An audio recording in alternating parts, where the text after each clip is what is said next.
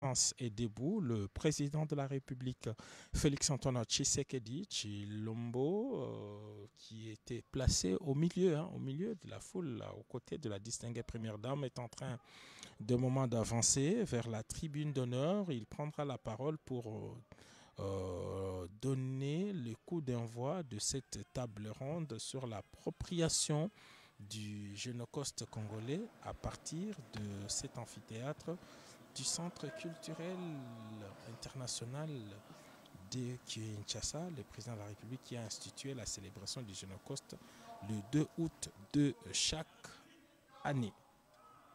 Nous allons donc l'écouter très attentivement. Voilà, c'est la prise de parole du président de la République qui marque en même temps l'ouverture de la table ronde sur l'appropriation du Génocoste. Honorable président, veuillez vous asseoir s'il vous plaît. Honorable président de l'Assemblée nationale ici représenté, honorable président du Sénat ici représenté, Madame la Première ministre, chef du gouvernement, Monsieur le Président de la Cour constitutionnelle et Président du Conseil supérieur de la magistrature, honorables députés et sénateurs, Mesdames et Messieurs les membres du gouvernement, Messieurs les membres des institutions d'appui à la démocratie, Mesdames et Messieurs les membres du corps diplomatique et représentants des organisations internationales accréditées en République démocratique du Congo, Monsieur le gouverneur de la ville de Kinshasa, distingués invités, Mesdames et Messieurs,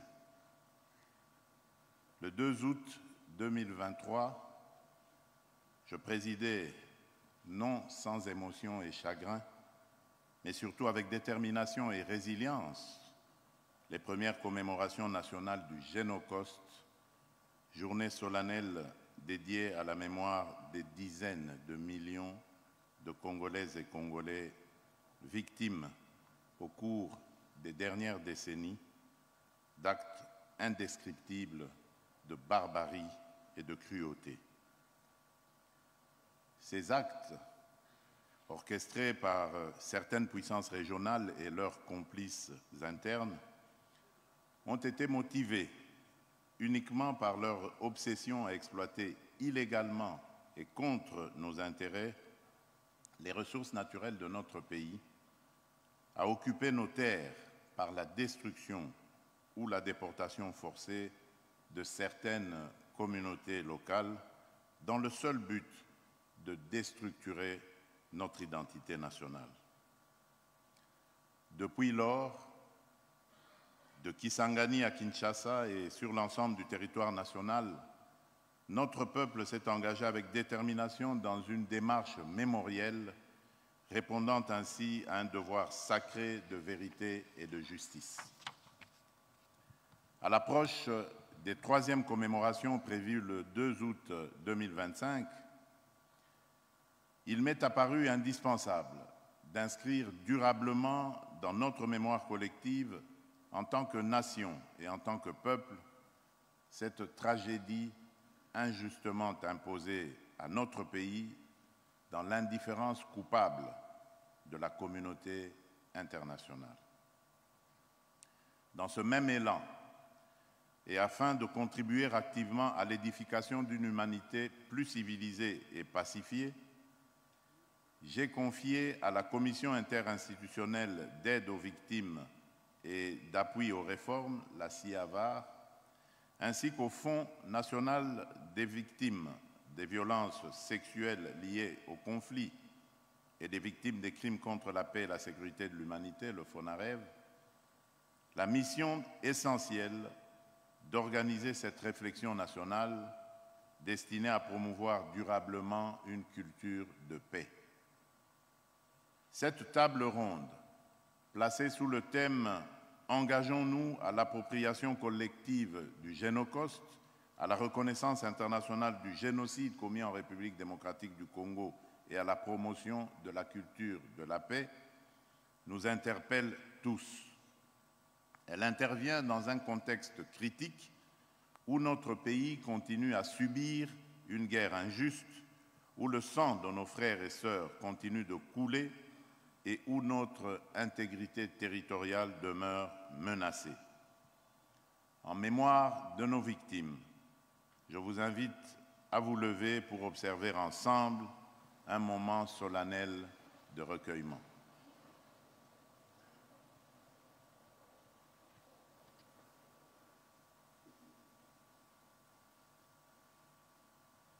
Je vous remercie.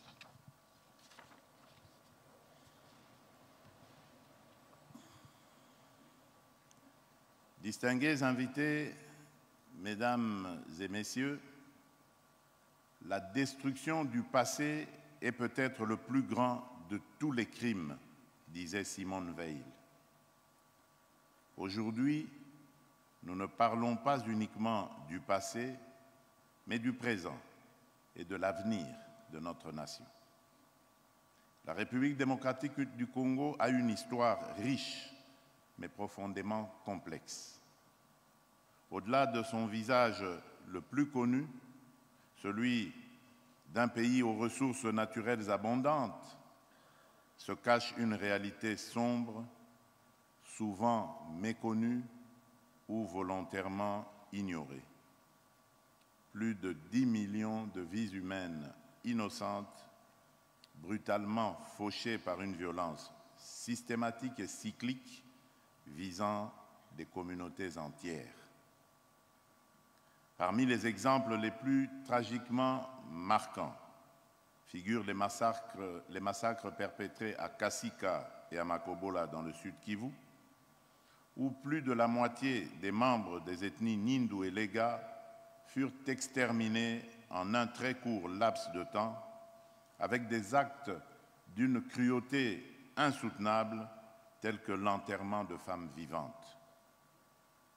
La même violence ciblée a également frappé ces communautés lors des massacres du 24 août 1998 à Kilungutwe, Kalama et Kalambi, ainsi que des membres de l'ethnie Hutu, visés précisément en raison de leur identité ethnique.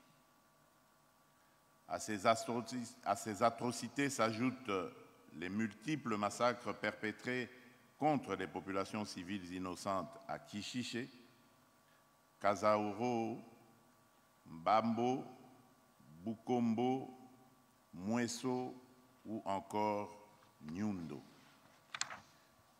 Face à ces crimes atroces, longtemps ignorés ou minimisés par la communauté internationale, la vérité commence enfin à émerger.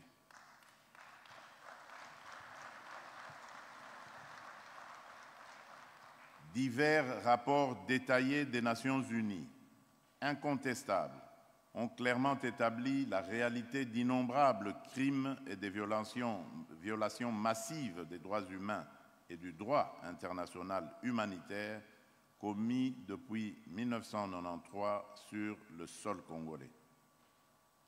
Ces actes atroces, perpétrés directement ou indirectement par certains pays voisins, en particulier le Rwanda, à travers des forces négatives qu'ils créent, forment, arment et soutiennent, ne laissent plus aucun doute quant à l'existence d'un véritable génocide dans chacun de ces tragiques épisodes.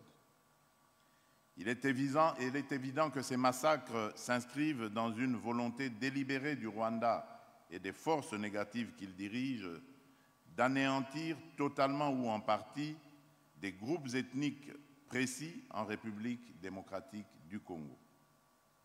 Cette détermination est d'autant plus incompréhensible venant d'un pays ayant lui-même subi par le passé les horreurs d'une telle barbarie déshumanisante. Au lieu de perpétuer ces atrocités en d'autres lieux et d'autres époques, ce pays aurait dû logiquement rejoindre les efforts universels visant à promouvoir la paix, la dignité humaine et l'harmonie entre les peuples. Aujourd'hui, les nations prennent davantage conscience que cette tragédie humaine sanctionnant certains hauts responsables au sein du gouvernement et du commandement militaire du Rwanda, ainsi que des responsables du M23 AFC. Je rappelle toutefois que notre combat pour la vérité et la justice est loin d'être achevé. À cet effet, j'annonce la mise en place imminente d'un groupe interdisciplinaire d'experts chargé d'évaluer de manière rigoureuse et systématique les préjudices subis et les pertes humaines liées aux crimes de masse, notamment ceux relevant spécifiquement du génocide perpétré sur le territoire de la République démocratique du Congo.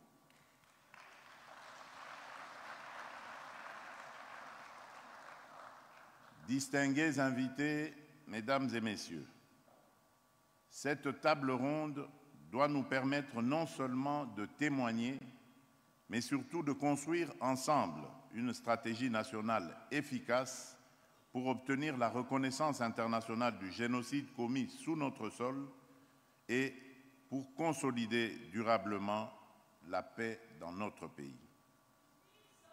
La République démocratique du Congo, fidèle aux engagements internationaux pris, notamment à travers la Convention sur le génocide et le statut de Rome, ne ménagera aucun effort pour que justice soit faite, pour que la dignité de nos victimes soit restaurée et pour que l'histoire vraie de notre pays soit enfin écrite par les Congolais eux-mêmes.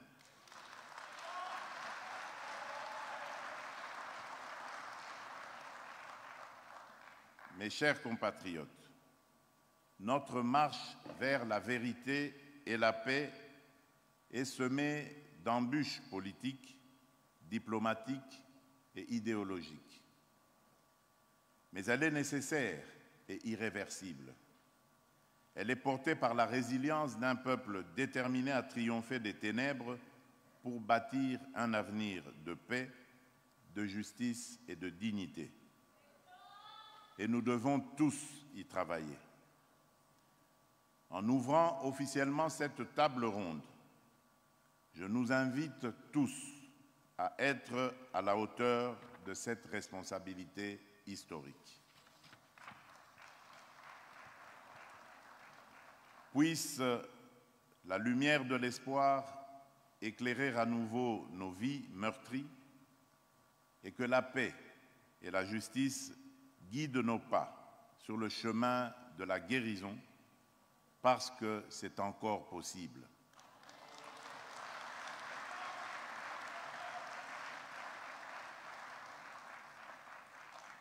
Ne pas oublier, ne jamais répéter et commencer à guérir. Plus jamais seul, que Dieu bénisse la République démocratique du Congo et son peuple. Je vous remercie.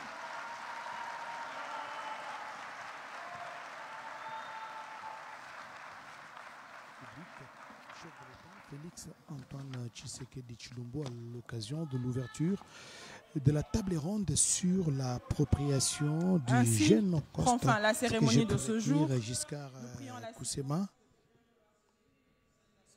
Il ne suffit pas seulement de témoigner, comme l'a dit le chef de l'État, mais aussi et surtout de mettre sur pied une stratégie nationale efficace pour la reconnaissance du génocide en République démocratique du Congo, afin de créer, d'établir une paix et durable. Et voilà l'essentiel de l'adresse du président de la République. Il a même également dit que il se propose de mettre sur pied un groupe d'experts, un groupe de réflexion, n'est-ce pas, pour voir comment mettre sur pied cette... pour évaluer les préjudices subis à travers ces crimes économiques, ces crimes humanitaires qui sont commis